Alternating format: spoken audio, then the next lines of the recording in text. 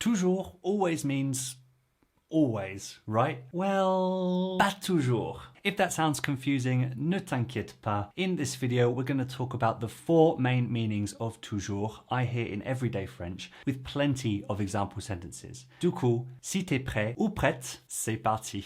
Alors, tout d'abord, let's start with probably the most known translation of toujours, and that is always. It's formed of tout, the root of tout and tous, which mean all, and jour, which means days. So maybe we should start saying all days instead?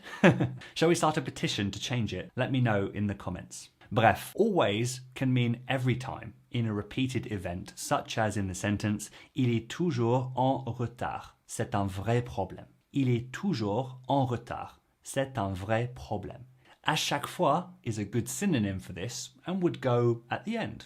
Il est en retard à chaque fois. Il est en retard à chaque fois. Each time or always. When we use always, this can also mean from the beginning, as in there wasn't a time when this wasn't true. Par exemple, j'ai toujours aimé cette chanson. J'ai toujours aimé cette chanson. Or another example, est-ce que vous avez toujours voulu habiter ici? Non, pas toujours. Est-ce que vous avez toujours voulu habiter ici? Non, pas toujours. Notice that for the passé composé here, toujours goes between the auxiliary verb and the past participle. Easy enough, since we do the same in English. Similarly to always, toujours can mean forever. J'adore cette maison. Je pense que je vais y habiter pour toujours. J'adore cette maison.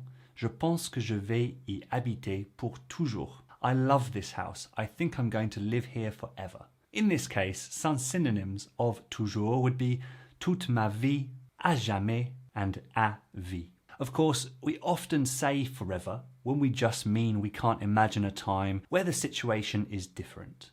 Je pense que je vais y habiter pour toujours. Enfin, pas pour toujours, mais pour plusieurs années au moins. One more time. Je pense que je vais y habiter pour toujours. Enfin, pas pour toujours, mais pour plusieurs années au moins. I think I'm going to live here forever. I mean, not forever, but for a few years at least. There are 2 meanings of still for which you can use toujours. The first one is like despite, or anyway, anyhow, anyways. Oui, il pleut, mais sortir, c'est toujours une bonne idée. Oui, il pleut, mais sortir, c'est toujours une bonne idée. Yes, it's raining, but it's still a good idea to go out. It's a good idea to go out despite that.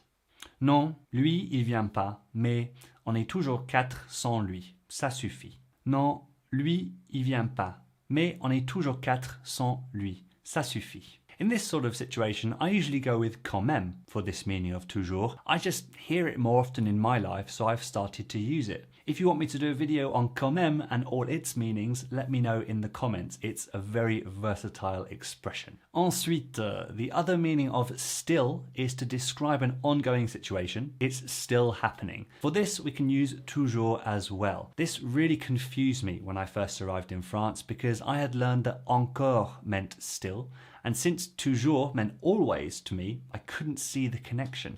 Bref, it can definitely mean still, and it's the one I use most of the time in this situation. Est-ce que tu travailles toujours à la banque? Ouais, toujours. Est-ce que tu travailles toujours à la banque? Ouais, toujours. So in that last section, it's pretty cool because you can swap out toujours with encore most of the time without a problem, giving you great variety to your French. However, there are a couple of nuances to point out that can make one make more sense over the other. Firstly, encore is better used when expressing that the situation is expected to end but hasn't, whereas this isn't part of toujours' meaning. Par exemple, vous attendez encore. Vous attendez encore. This could mean it's been a long time, you're still waiting? Or not. It was expected to have finished, so it's surprising, and the tone would change in how you would say the sentence. So encore fits a little bit better here, but toujours still works. Another example, il reste encore 2 jours. There are still 2 days left. For example, on a holiday, on vacation, there are 2 days left. We know it has a finish date. Il reste encore 2 jours. We wouldn't really say il reste toujours 2 jours. The second nuance is in negative sentences. Je n'ai toujours pas reçu le mail. means I still haven't received the email. Je n'ai toujours pas reçu le mail.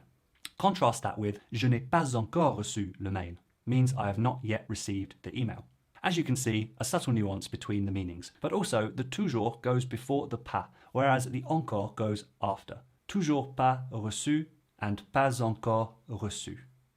So that's it. Toujours can mean always, forever, and still in two different ways. By the way, my monthly grammar workshops, Parlons Grammaire, are available if you want to go further and really cement this kind of knowledge. A link to that is down in the description.